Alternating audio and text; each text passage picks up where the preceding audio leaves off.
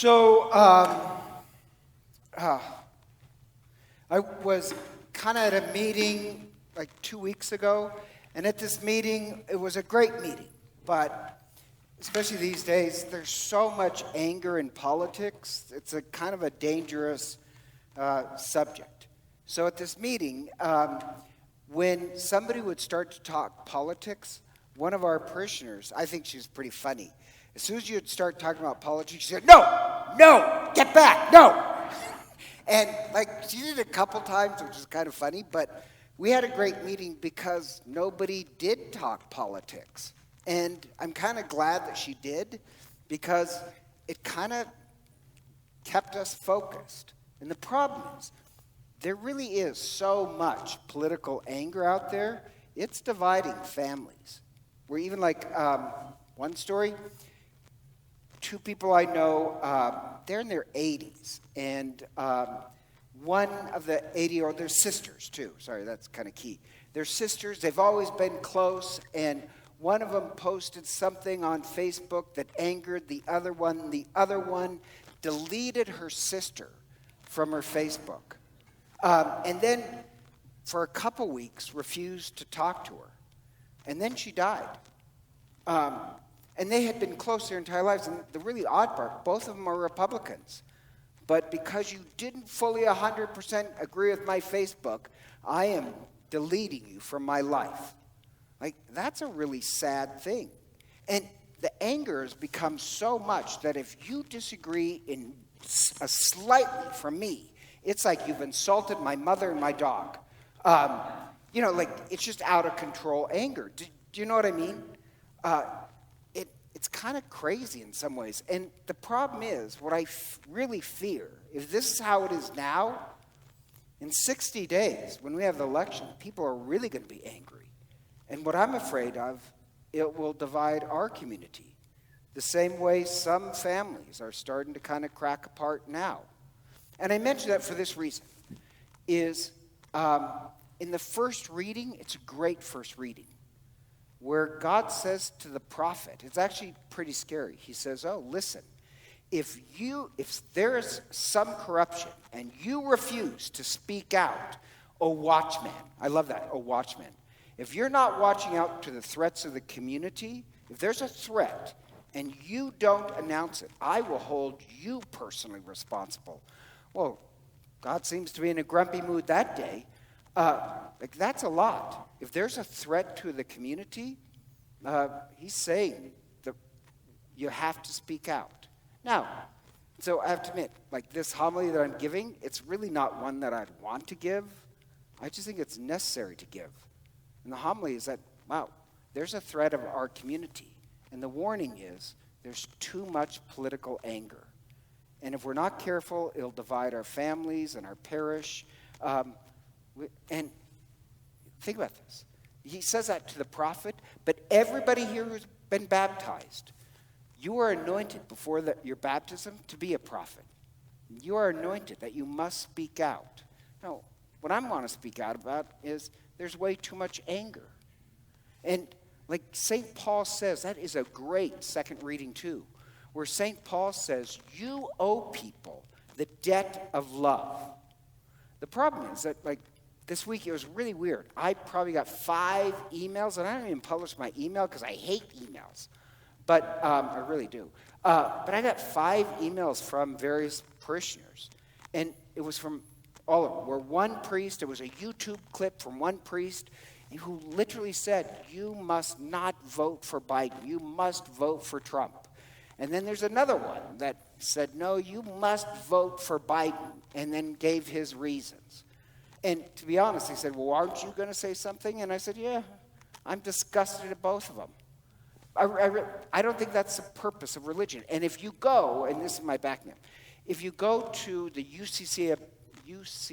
USCCB website, it actually says that what priests are supposed to do is preach the gospel. Preach the gospel, and the point is, you preach the gospel of love, which I almost believe in.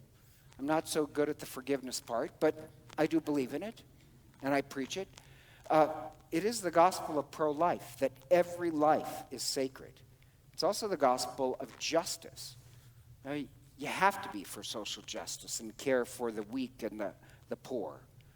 It's also the gospel of love and justice and life.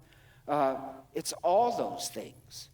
It's all those things. And you preach it, and then people have to do their best to figure out what morally is right. So you don't dictate to them what their politics should be. You inform their conscience about love and life and justice. And people have to make the choice. I can't masticate the fruit for you.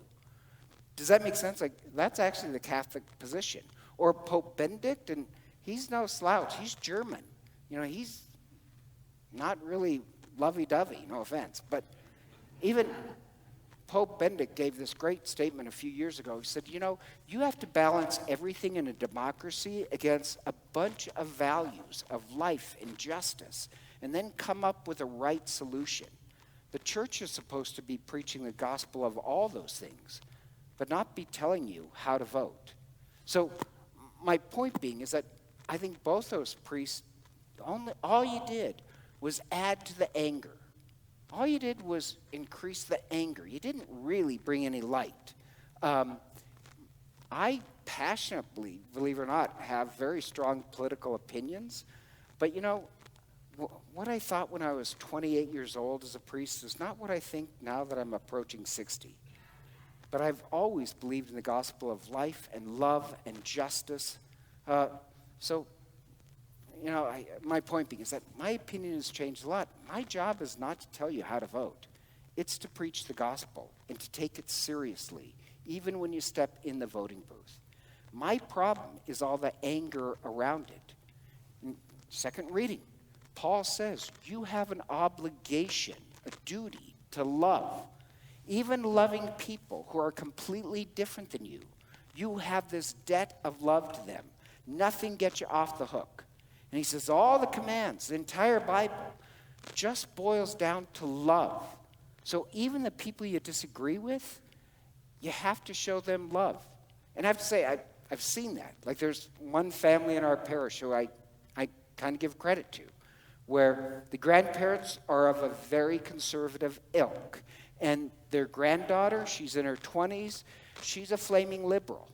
And what amazed me about them is how they love 100% their granddaughter, even though they can disagree with her. And she respects and loves them.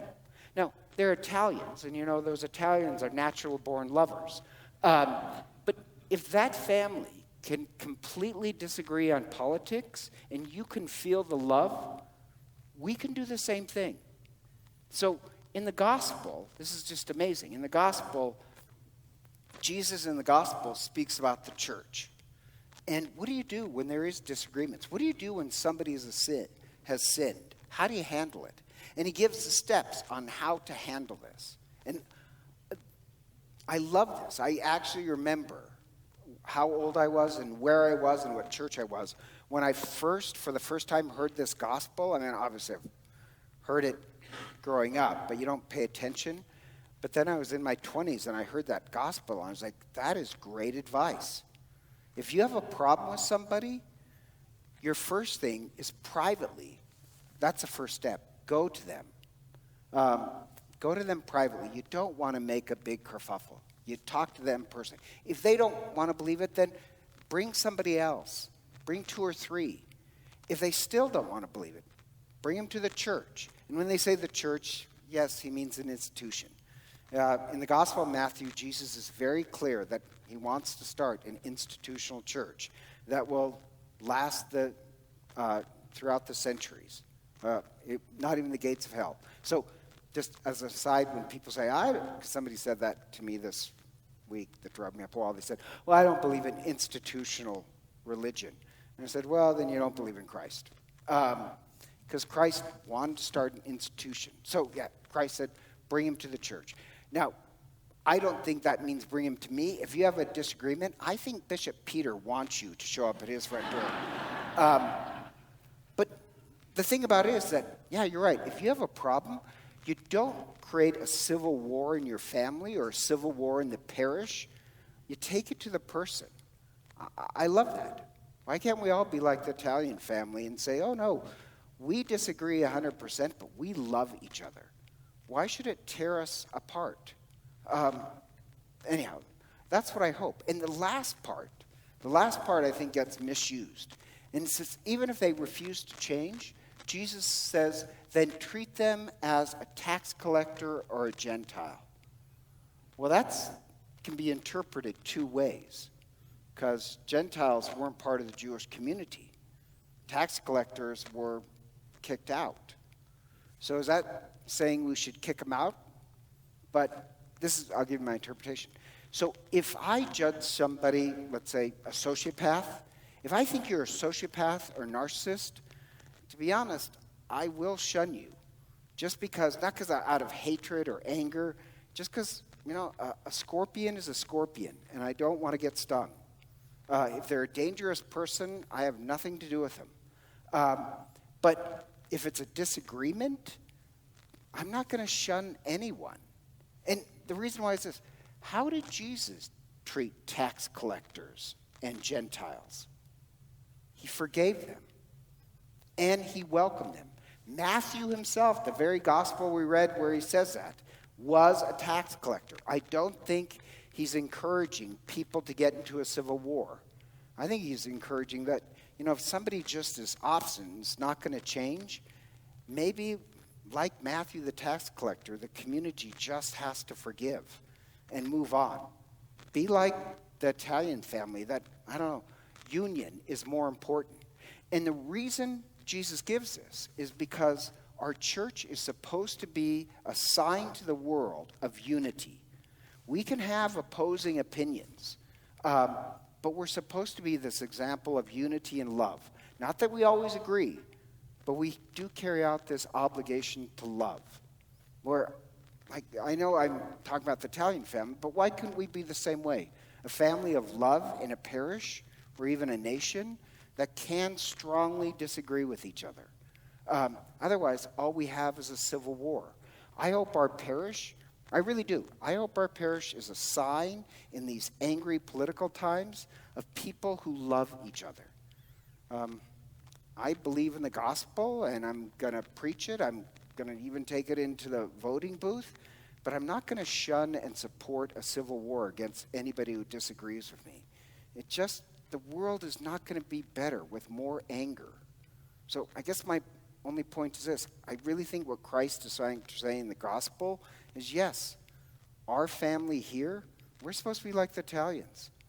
We may disagree. I don't know. But we'll always show each other love and respect. That's the obligation that we have. And so together, let us stand and profess our faith.